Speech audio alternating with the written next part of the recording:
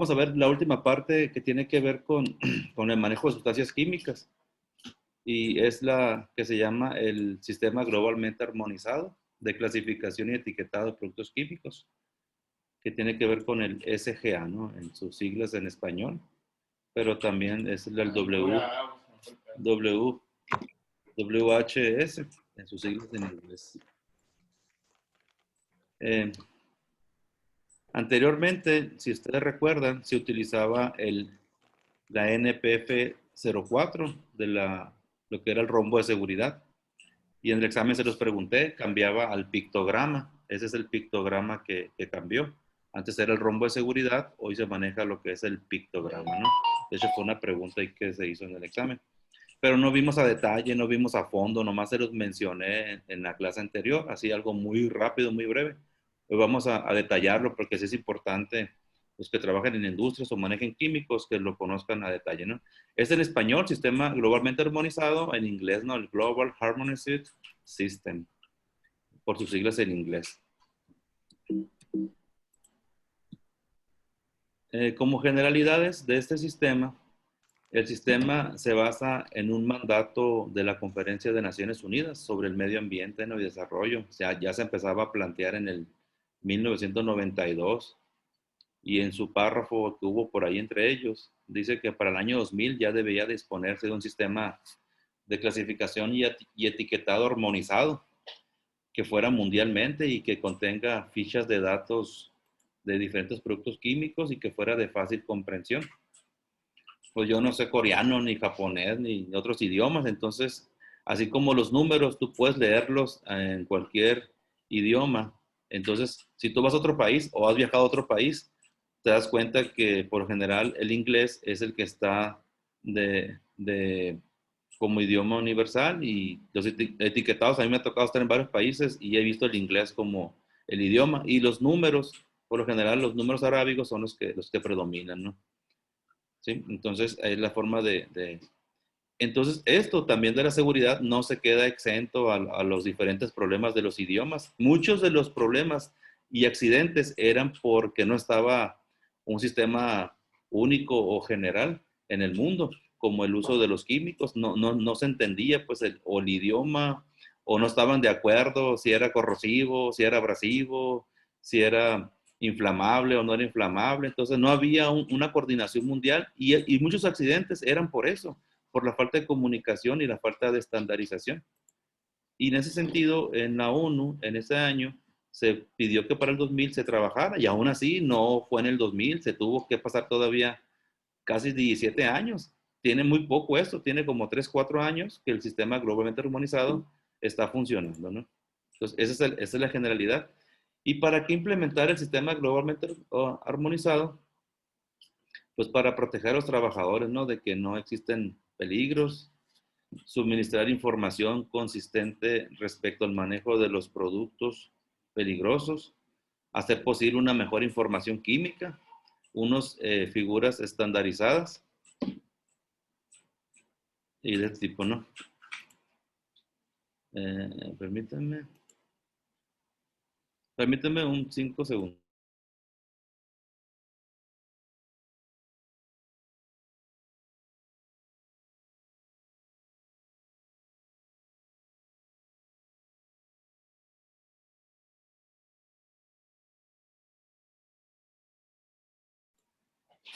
Listo.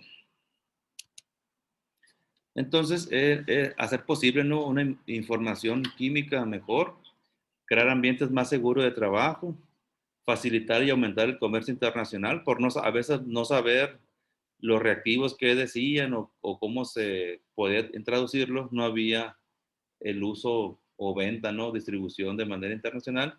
Y uno de estos muy importantes era reducir los costos de los gobiernos y las empresas al no tener que cumplir con múltiples sistemas.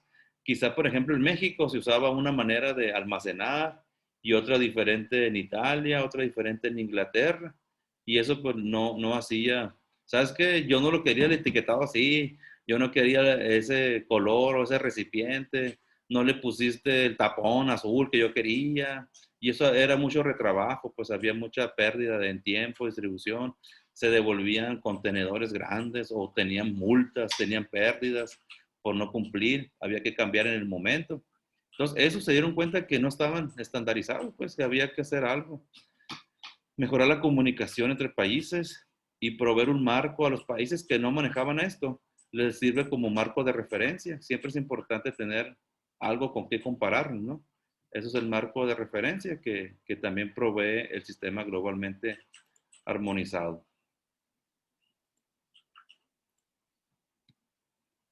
Y muchos lo conocen como el libro morado, este SGA o el GHS, ¿no? Dice que de este libro se divide, digamos, en tres partes muy grandes o muy importantes. La definición de los criterios. Bueno, vamos a ponernos de acuerdo, pues, imagínate que diga Eira y Melanie, pues vamos a un trabajo final, pero vamos a ponernos de acuerdo quién va a ser, cómo lo vamos a llamar, cómo hacemos el índice, etcétera, ¿no? Entonces, los países se pusieron de acuerdo, nombraron un representante y trabajaron en la clasificación de los peligros. Identificaron peligros físicos, peligros químicos, etiquetado. Después lo clasificaron en sustancias y mezclas y al final llegaron a lo último que vamos a ver en las empresas, las hojas de seguridad, las etiquetas, cómo queda el pictograma, ¿no? Me ayuda, por favor, Eira, a leer la columna verde, para no nomás estar hablando yo. Y ahorita me ayuda Melanie con el azul y Arturo Orozco con el color rosa, por favor. Armonizar, clasificación, etiquetado, ficha de datos de seguridad. Muy bien. Identificar peligros y cuantificar su gravedad. Clases de peligros, categorías de peligro. Clasificar en función del peligro y no del riesgo. Peligro, exposición igual riesgo. Así es, ¿no? Entonces, esto es lo que permite el sistema globalmente armonizado. ¿Cuál es el objetivo, Alexis, y la meta?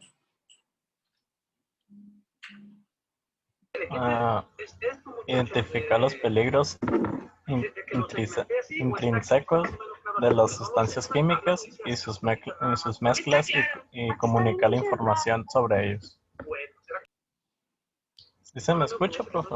Sí, pero escucho un micrófono de fondo ahí, un sonido. Sí, sí. ¿Eres tú? Sí, sí. Es que tengo otra clase al mismo tiempo. Perdón. Muy bien.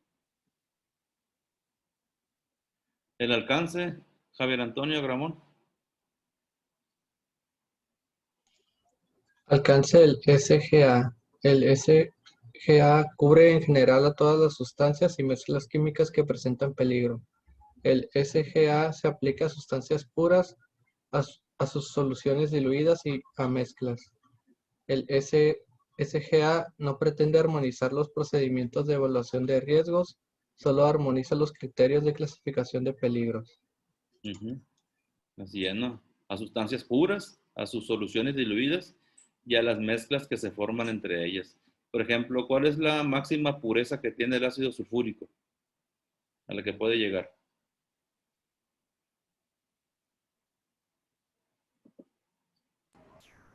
¿Se refiere al porcentaje de concentración? ¿Es correcto la pureza? 100%. 98%, ¿no? Y la de las hidróxido de sodio, sosa cáustica, ¿cuál es la máxima concentración o pureza que se puede lograr? A eso se refiere, pues es que lo digo porque a veces la sustancia pura o sin dilución no siempre es el 100%, pues a eso quiero llegar. En el sulfúrico es 98%, en la sosa cáustica es el 50%, entonces es importante si vas a manejar químicos saber también eso, si vas a manejarlo completamente puro o vas a hacer una dilución para su transporte, aunque eso implique tener más recipientes porque lo vas a diluir, pues. Entonces es importante y hacer también las mezclas, ¿no? Entonces eso, este sistema pretende armonizar los riesgos, pues, que se puede tener a la hora de clasificar los riesgos. ¿Qué nos incluye, Karime, en el sistema globalmente armonizado? Nos incluyen el SGA, los productos farmacéuticos, los aditivos alimentarios y los residuos de plaguicidas en los alimentos, en los que se respecta al etiquetado relacionado con el consumo deliberado. ¿Continúa? Sin embargo, ujú. Sin embargo, sí se incluyen cuando haya trabajadores expuestos a ellos, lugar de trabajo, o cuando su transporte represente un riesgo potencial. Así es, ¿no? No quiere decir que la industria farmacéutica ya se salvó, sino que hay trabajadores que manipulan químicos, tienen que tener los envases que llegan para hacer el producto final, o sea, las materias primas tienen que tener todo el etiquetado del sistema globalmente armonizado, ¿no? El uso de pictogramas y todo lo que van a utilizar. ¿Dónde se aplica, Jessica? Mesa. Se aplica las disposiciones establecidas en el CGA, conciernen a 4 sectores a clave a nivel nacional: de trabajo, en industrial y agricultura y productos de consumo. Fíjense, todos esos 4 sectores son demasiadamente demandantes en cuanto a peligrosidad. La agricultura, ¿quién puede decirme cuáles químicos se utilizan ahí que son muy peligrosos? Nitrogenado, DDT. ¿Perdón? ¿Arturo? El DDT. Muy bien. ¿Cuál más? Gramoxone. gases nitrogenados. Amina. Hay miles, ¿no? Imagínate que un trabajador llegue y no se le diga y que empiece a agarrar con las manos así solas, que empiece como la persona que está aquí, su cubrebocas o su careta, que empiece a manipularlo, pues. La parte de toxicología, eso ya vieron todo cómo se comporta en el cuerpo humano, cómo daña algunos órganos, ¿no? Entonces, es bien importante que esté bien etiquetado, pues, y que no exista. Los productos de consumo, por ejemplo, están en la casa abajo de la batraza, yo creo que tenemos como unos 20 químicos diferentes, entre el cloro, el amoníaco, el ácido muriático para la estufa y algunos químicos de limpieza, ¿no? Que si los ingieres, pues también son malos, aunque huelan bonito, si te los tomas, tu cuerpo no lo va a, pues a beneficiar, no le va a hacer un daño a tu cuerpo. Entonces, hay muchos productos de consumo. Si tú vas al súper, todos los productos tienen alguna reacción química, pues, alguna mezcla de un químico. Para hacer el jabón se requiere la saponificación y hay muchas reacciones químicas. Si vas a los estantes, pues está lleno de productos de trabajo en la industria. ¿Qué industria no maneja químicos? ¿Quién puede decirme una industria?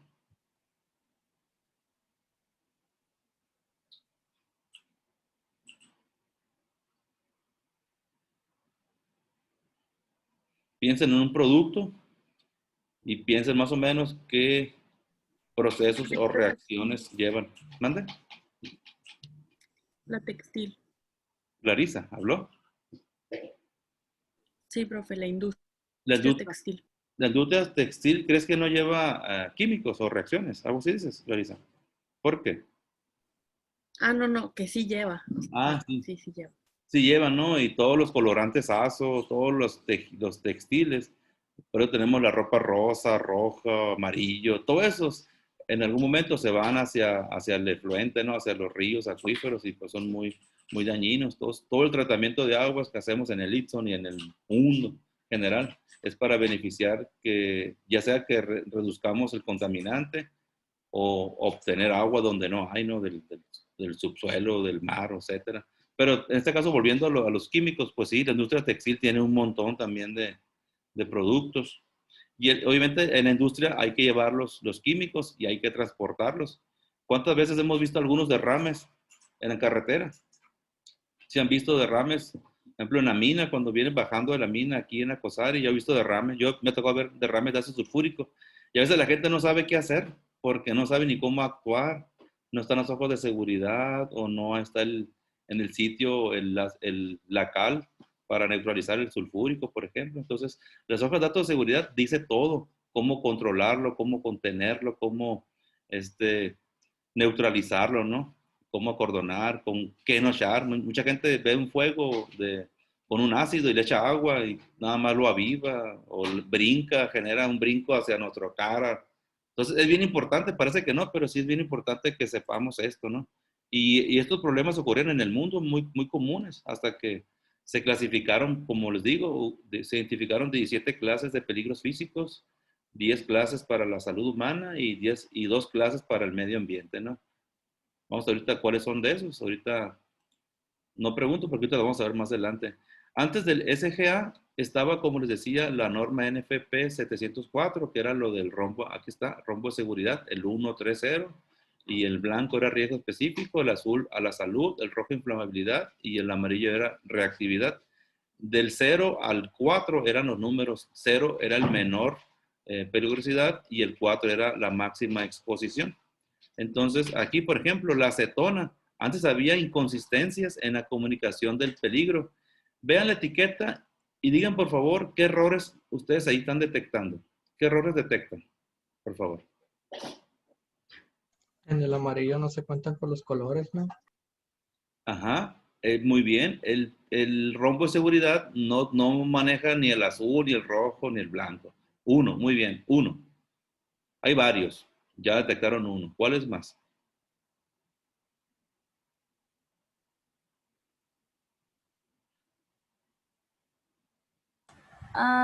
Sale en un circulito donde dice flamable. Dice que es altamente flamable.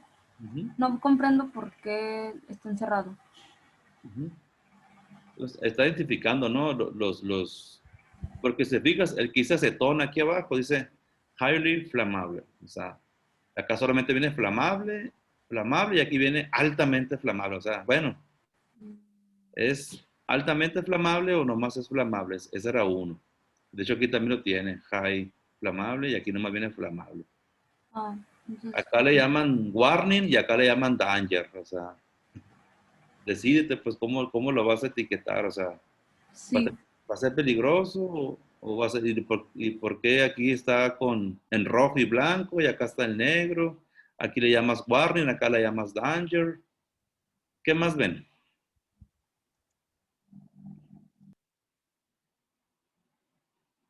¿Qué más detectan?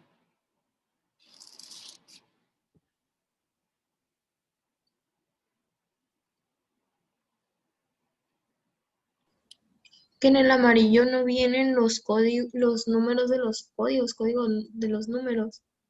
Que solo vienen los números 1, 3 y 0. Y la gente no va a saber qué significan los números. Si es severo, serio, moderado, leve o mínimo, ¿no? Muy bien. Perfecto. Ya van 3, 4 errores. El tipo de etiqueta, esta es completamente amarilla con negro, esta es roja con un marco rojo, con verde, con el rombo de seguridad, la del lado derecha es otra.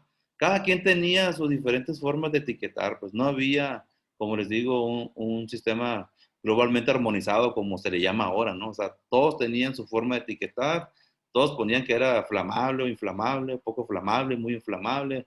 Unos tenían el rombo sin colores, otros con colores, otros no tenían los números. O sea, había muchos problemas en este sistema de etiquetar y comunicar el riesgo a los trabajadores que manejaban y manipulaban los químicos. Entonces, eso se terminó cuando llegó el sistema globalmente armonizado. Antes del sistema también se utilizaban estos tipos de reactivos, ¿no? Así se etiquetaban.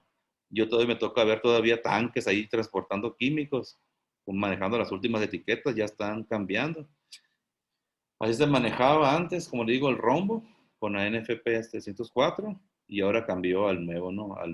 O sea, de este cambió a este, al New Global Harmony System. Ahora el 1 es el más grande, el 5 es el mínimo, y cuando era al revés acá en NFP 04, ¿no? Entonces, ese es un cambio bien importante, el rango 1, 2, 3, 4, 5, 0, 1, 2, 3 y 4. Acá ya no hay 0, empezamos del 1 al 5, acá era del 0 al 4, el rojo era el 4 y ahora el rojo es el más severo, ¿no? Pero ya toca el 1, pues, o sea, el más severo es el número 1 y así. El número 5 es el que tiene menor peligrosidad. Entonces, después del sistema, ya todos los países se comunicaban consistentemente. Se redujo los costos. ¿Por qué tú crees que se redujeron los costos en la comunicación de peligros, José Humberto Romero? Porque pues al ya estar estandarizado se podía identificar fácilmente y no estabas tratando de descifrar qué quiere decir. ¿Y la siguiente? Reducción. Dele, por favor, las dos siguientes. Tú mismo. Reducción de la necesidad de efectuar ensayos y evaluaciones frente a múltiples sistemas de clasificación. Reducción de barreras para el comercio internacional. ¿Qué puedes explicarme de eso? En la reducción de la necesidad de efectuar ensayos, me imagino que quiere decir que si yo tengo un producto químico y no tengo las indicaciones de estandarizadas, tengo que hacer pruebas para ver cómo va a reaccionar, si reacciona con esto, si reacciona con lo otro. Y ahí pierdo tiempo, pierdo dinero. Y en reducción de barreras para el comercio internacional, pues un país que quiere comprar ácido sulfúrico ya sabe exactamente con qué reacciona al estar estandarizado, con qué reacciona, con qué lo puede combinar, para qué lo puede usar. En cambio, si no lo tuviera, pues, ¿cómo sé que lo que me estás vendiendo es lo que quiero? Así es, ¿no? También las barreras, pues, de las hojas de seguridad ya también nos dan el marco de referencia para que sea comercializado, ¿no? Siempre que se hace una venta, tiene que ir toda la información posible. Y si es diferente de país a país, lo hace complicado porque se ocupan traducciones o ocupan que lo pases al país. Cuando uno estudia, por ejemplo, en el extranjero, a veces tu título no es válido, tienes que hacer una homologación y te lo tienen que validar ellos. Entonces, lo mismo sucede con ese tipo de información, ¿no? En cuanto a químicos. Clases de peligros físicos, Kareli. Las clases de peligros físicos, explosivos, insensibilizados, gases inflamables, aerosoles, gases comburentes, gases a presión, líquidos inflamables, sólidos inflamables, sustancias y mezclas que reaccionan espontáneamente, líquidos pirofóricos y sólidos pirofóricos. Tengo para ti 3 preguntas. ¿Qué es un gas comburente, un líquido pirofórico y un sólido pirofórico? Puedes utilizar tu teléfono, tu internet. Estamos ahorita con las computadoras. No quiero que se lo sepan de memoria, pero sí que busquen, pues. No quiero que quede duda, pues. ¿Quién quiere leer la de qué es un gas comburente o quién lo sabe? ¿A qué se refiere eso?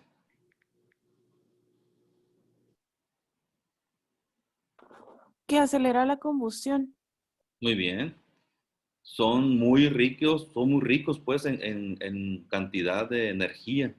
Entonces aceleran la reacción aunado con entrada de oxígeno. Esto lo vamos a ver ya la siguiente clase. La siguiente lunes vamos a ver ya los incendios y la clasificación de estos. Pero eso es, ¿no? Lo que acaba de leer. Y la que sigue, que es un líquido pirofórico. Que puede inflamarse espontáneamente en el aire. Un ejemplo de este, ¿cuál sería, Paula?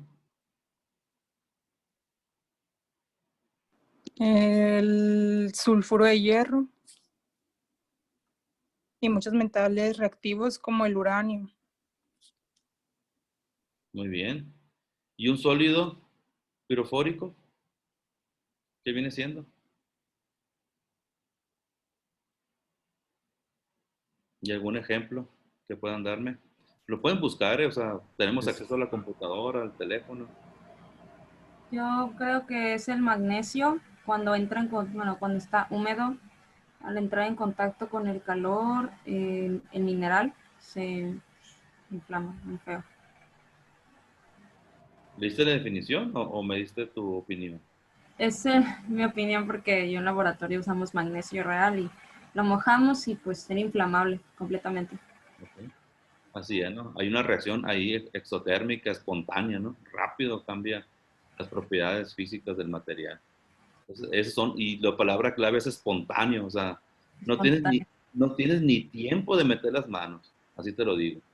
Si no tienes la careta, si no tienes los guantes, no tienes la bata, no tienes el equipo de protección personal, seguramente vas a sufrir un daño muy feo en tus ojos, hasta la pérdida, seguramente, alguna marca de por vida en tu cara. Entonces, hay que hacerle caso y hay que leer las etiquetas. Si vas a manejar y manipular algún producto químico en laboratorio, en la industria, créanme por su bien, háganle caso y lean con calma qué es lo que viene por ahí, ¿no? Porque más vale prevenir que lamentar.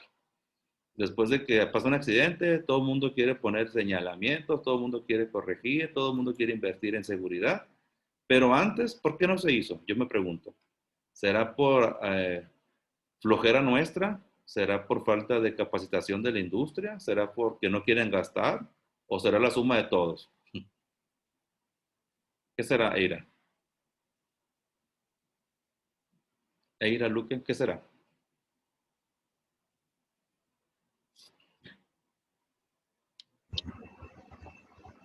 Pues, no sé. Para mí es una mezcla de todo. Una mezcla de todo. A veces no respetamos, pues no respetamos la verdad, la seguridad. A veces creemos que a mí no me va a pasar, lo voy a hacer rapidito, no me voy a quemar, no va a brincar la chispa esta, no va a pasar algo. Entonces, es importante tanto la capacitación antes de entrar al sitio como también nuestro compromiso, pues.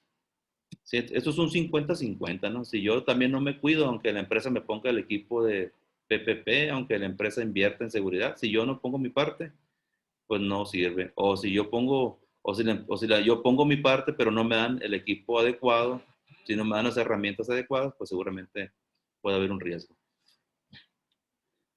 Ana Consuelo Vega, continúa por favor con las clases de peligro.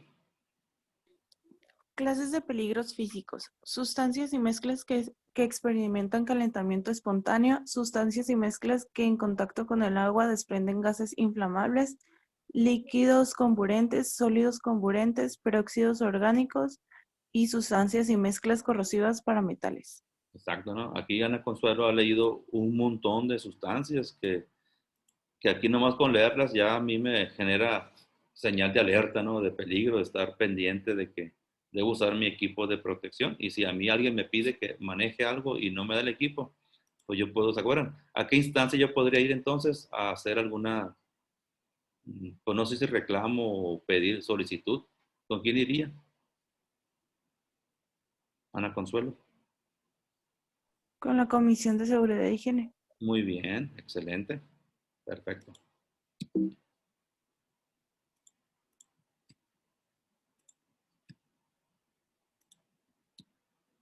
Clases de peligro para la salud.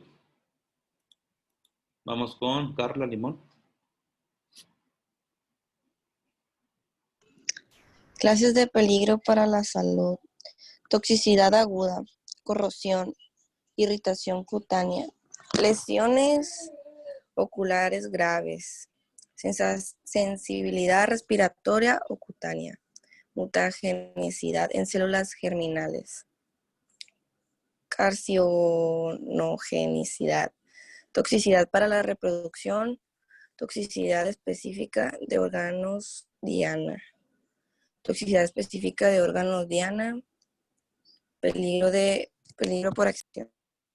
Ya vieron con el maestro Rodrigo, gracias, ya vieron con el maestro Rodrigo la toxicidad específica de órganos diana. ¿Lo han tocado? ¿Lo han visto? No, perfecto. Ok. ¿Saben qué significa eso? Toxicidad específica de órganos diana. No, disculpe. Lo pueden buscar, por favor, ahí, rapidito. Vean lo que significa. Yo se los puedo decir, pues, pero quiero que también ustedes lo busquen, porque yo puedo de esta ponencia y dejar muchas cosas así al aire, no quiero.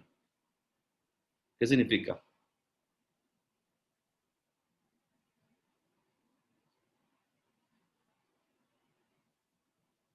¿Alguien quiere también compartir lo que leyó? Que ciertos compuestos afectan de modo preferente órganos específicos. Es correcto, ¿no?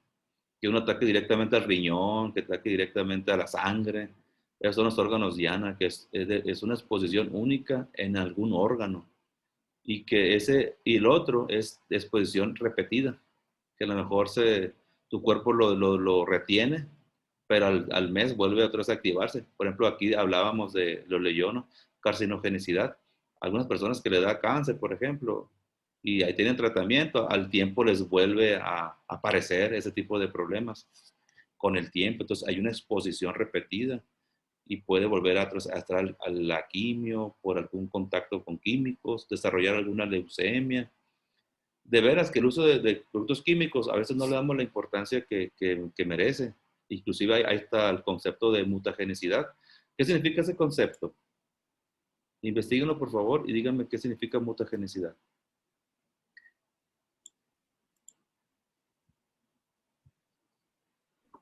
De hecho, ahorita lo estamos viviendo en esta pandemia mundial. Sí, es la capacidad que tiene una célula para cambiar su estructura natural. Por ejemplo, dicen a las personas que les dio coronavirus y que ya se aliviaron, ¿les puede volver a dar coronavirus? Sí. ¿Más fuerte, menos fuerte, igual? ¿De qué depende? Se supone que una vez que te da, pues ya tienes o logras tener como que anticuerpos y te da menos leve. Pero pues ahí sería como una mutación, ¿no? Porque generas una resistencia o cierta resistencia a ese virus. Es correcto, Arturo, así es, ¿no? ¿Se acuerdan también de la influenza y cómo va evolucionando tu cuerpo? Entonces, cuando esa bacteria ya no está tan fuerte, ese virus, lo que hace es mutar pues a una estructura más fuerte. Ya conoce tu sistema y sabe que ahí no va a entrar, entonces tiene que mutar, hacerse, digamos, más poderoso para seguir haciendo daño, ¿no? O busca un cuerpo, un receptor donde trabajar. Trabajar me refiero a matarte, ¿no? O sea, a él vivir y que tú mueras, porque si tú, como dice Arturo, si tus defensas son más grandes, él va a morir. Entonces muta y empieza a generar otro sistema más fuerte y que nos hace más daño, ¿no? Entonces es bien importante. Y las clases de peligro para el medio ambiente son para el sistema acuático y para la capa de ozono, ¿no? Hay muchos aerosoles, los aires acondicionados que han evolucionado en el refrigerante. Antes usaban los CPC, pero los clorofluorocarbonos, los CFC, perdón, los clorofluorocarbonos, que cuando se escapaban, esos se iban a la capa de ozono y dañaban, ¿no? O los que se van hacia el mar, al mundo acuático. Entonces, entonces ya con esos identificados, tanto físicos como a la salud, como al medio ambiente, entonces se detuvieron los pictogramas, que son estos, que es un símbolo en el medio, el borde, que es este rombito, y ya se forma el pictograma, que es la estructura del rombo. Entonces, para respetar el anterior marco normativo de seguridad, que era el rombo de seguridad, se siguió haciendo ese rombito para que no fuera tan drástico el cambio. Pero ahora ya no se pone ni 1, ni 2, ni 3, ni 4. Simplemente se coloca la figura en el pictograma, ¿no? Y una clase de peligro, ya verán, ¿cuántos peligros físicos tenemos? ¿Se acuerdan? 17. Entonces, dice que una clase de peligro puede tener más de un símbolo. Entonces, ajuste químico puede tener 4 o 5, ¿no? Mutagenicidad, carcinogenicidad, fosfórico, diferentes. Entonces, tú vas a colocar cuántos elementos sean los necesarios para formar tu pictograma, ¿no? Y cada uno tiene sus diferentes leyendas. Ya no ocupo ponerle nombre, pues ya sé que esta figura es una bomba explotando, esta es llama sobre un círculo, calavera, corrosión, botellas de gas, signo de exclamación, peligro para la salud. Y para la salud, ¿cuántos tenemos de peligros? 10. 10. Entonces, con que yo ponga estoy englobando a cualquiera de los 10. No tengo que poner los 10, pues. Medio ambiente. Este pictograma representa más de una clase de peligro. Pues cuando yo veo me puedo decir que está hablando de carcinogenicidad, de mutagenicidad, sensibilidad respiratoria, para la reproducción, etcétera, ¿no? Y hay categorías 1, 2, 3 y la categoría 4. Cuando yo vea este rombito, estoy hablando ya del 4. Cuando vea este rombito, estoy entre 1, 2 y 3. Y la categoría 5 no tiene símbolo, ¿no? La estandarización del pictograma también tiene que tener ese tipo de letreros, pues. ¿Qué significa FP y BP?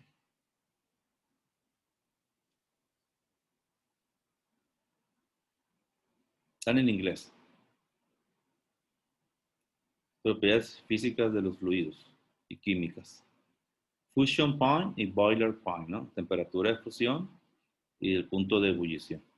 Es rápido, a menos de 23 centígrados y menor de 35.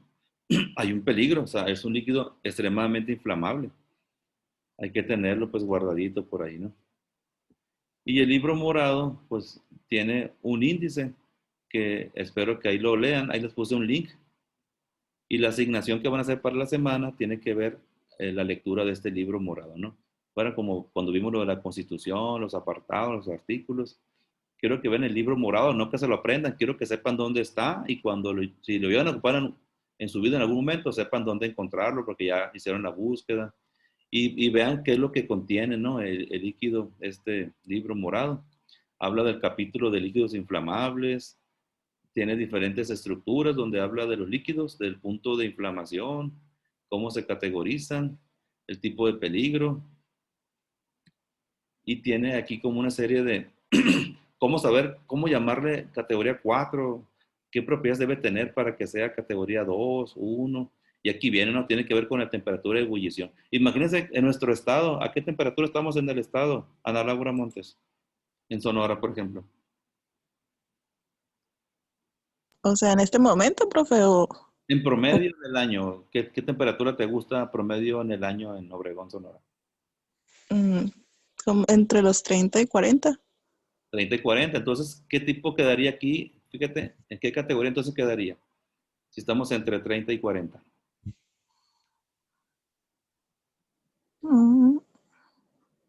¿En la 2? En la categoría 2. Mm. Habla del punto de ebullición y ahí también habla del punto de inflamación. Entonces tienes que buscar ahí un punto que esté en los dos. Siempre se van a categorizar en base al punto de fusión y al punto de ebullición, no uno solo, los dos. Entonces, ¿cuál sería la categoría? Con esa aclaración de inflamación y ebullición. Maestro, la sesión ya se va a cerrar sola nomás para que lo tomen en cuenta. Ah, ok, gracias Arturo. Ahorita que se termine, volvemos por favor para hacer la segunda parte. Ya faltan 10 diapositivas, ya terminamos. Entonces analicen eso nada más, por favor, ¿no? Bullición e inflamación. Si se cierra la sesión, volvemos a entrar, por favor. Gracias, Arturo. Es la categoría 3, Ana. Porque mira, mayor de 35, dijimos que 40 más o menos, ¿no? Y la inflamación está también mayor de 23. Y aquí es mayor de 60, entonces no está en 60, ¿no? Entonces nada más el ambiente ya lo categorizamos en la categoría 3, pues. Porque está arriba de 23 en inflamación y arriba de 35 en la ebullición. Ebullición, si solamente era ebullición, categoría 2. Pero como debe ser ebullición e inflamación. Muy bien, entonces aquí ya regresamos. Entonces le preguntaba, ¿en qué categoría entonces quedaría? Por condiciones climáticas del ambiente de Sonora. ¿A quién le pregunté? En la 3, profe. En la 3, ¿verdad, Ana Laura? Sí. ¿Cómo podrías entonces controlar eso?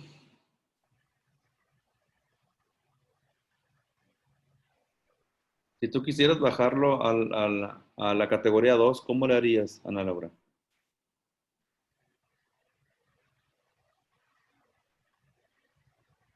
¿Qué te imaginas que puedes hacer?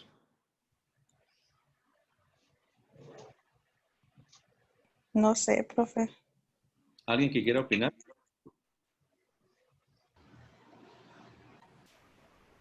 Cuidar que las condiciones donde yo lo almacene no tengan esas temperaturas 40 que están obviamente en el ambiente, ¿no? Yo metería una refrigeración o metería en un cuarto frío. De hecho, así sucede en el laboratorio. Se almacenan y se tienen guardadas algunas sustancias en refrigeración por lo mismo, para que no se activen esos tipos de categorías tan grandes, ¿no? Que estén más o menos en categoría 1, o sea, bajitas, su peligrosidad. Si yo las dejo al ambiente, pues eso dice, no se exponga a altas temperaturas, no se exponga a fríos muy intensos. ¿Por qué? Porque vas a activar una peligrosidad del reactivo. Entonces, a eso se refiere.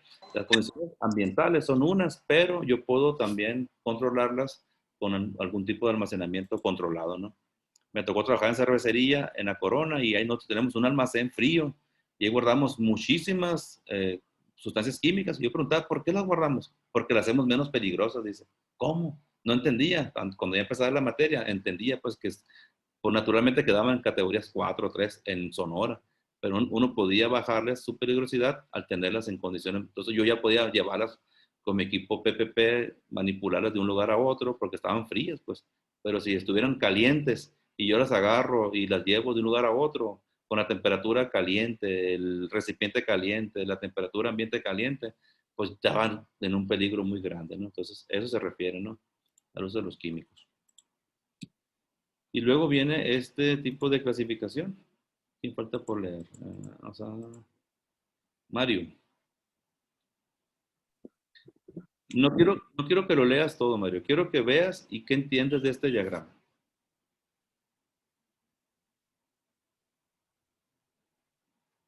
Mario, ¿me escuchaste? Sí, pero nomás que lo estoy leyendo pues, para ver qué. Correcto.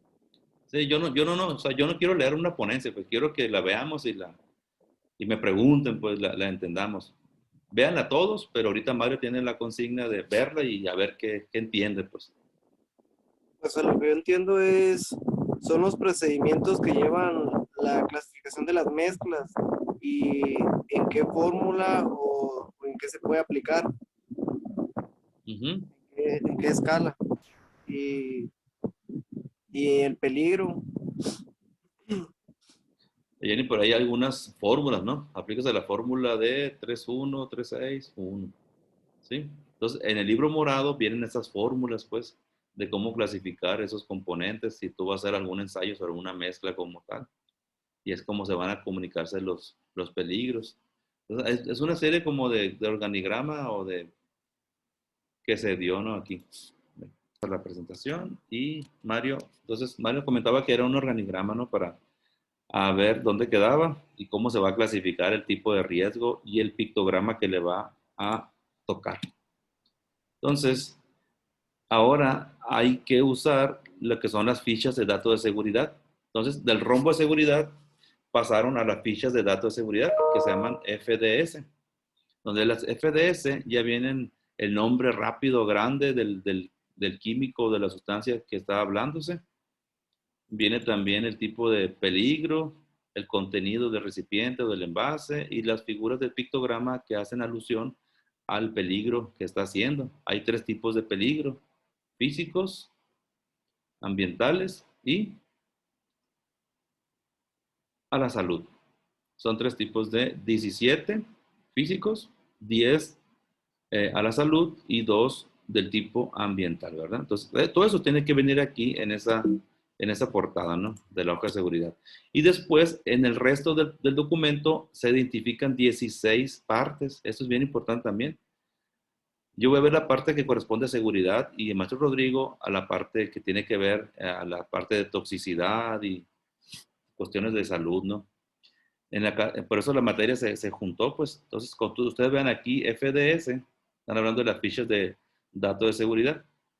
Aquí viene, por ejemplo, cómo se identifica el producto y el distribuidor, cómo se identifican los peligros, la composición que tiene el químico, los primeros auxilios es bien importante, ¿no?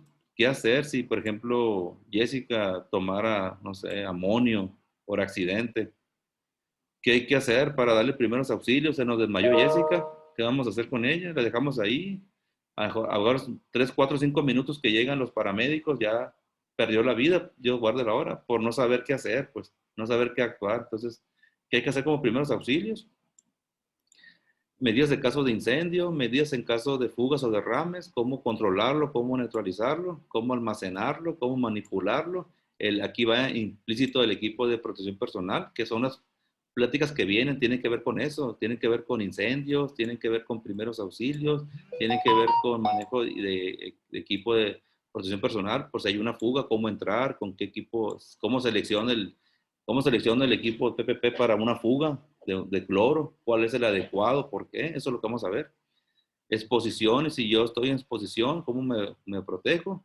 Propiedades físicas y químicas, tengo que saber qué es el punto de ebullición, entenderlo, tengo que saber qué es la temperatura de ebullición, el punto de fusión, el punto de congelamiento. Si yo no sé eso y no sé de qué me están hablando, pues también corro riesgo de que no sepa cómo protegerme, no voy a saber cómo manipularlo, no voy a saber cómo entrar a primeros auxilios, no supe identificar el peligro. Entonces, todo es una relación de una cosa con otra, ¿no? Va llevando cómo estabilizarlo. Esta parte toxicológica, pues si yo lo ingiero, ¿qué me va a pasar en el cuerpo? ¿Qué órgano me dañó ese químico en particular? ¿Cómo debo saberlo para decirle al doctor, sabes que se ingirió esta persona esto? Y el médico va a hacer rápidamente cómo te va a controlar o neutralizar en tu cuerpo, ¿no?